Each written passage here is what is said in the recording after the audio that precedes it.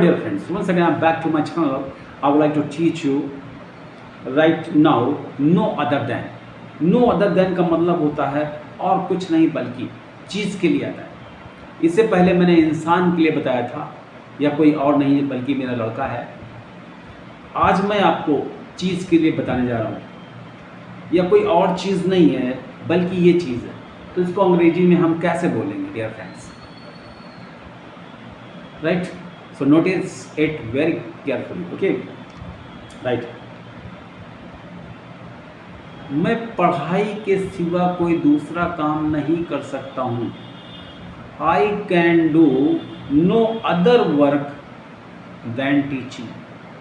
मैं पढ़ाई के सिवा कोई दूसरा काम नहीं कर सकता हूँ। तो I can do no other work.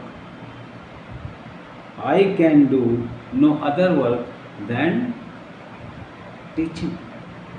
मैं टीचिंग के सिवाय या पढ़ाने के सिवाय कोई दूसरा काम नहीं कर सकता हूँ, right?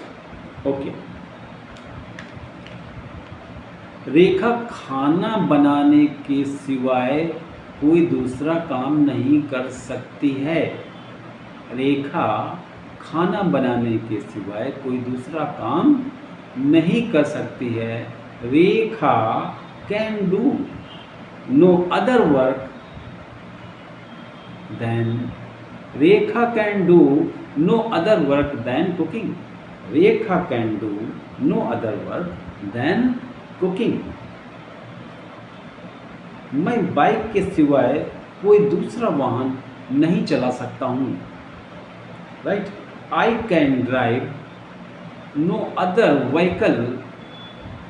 I can drive no other vehicle than a bike.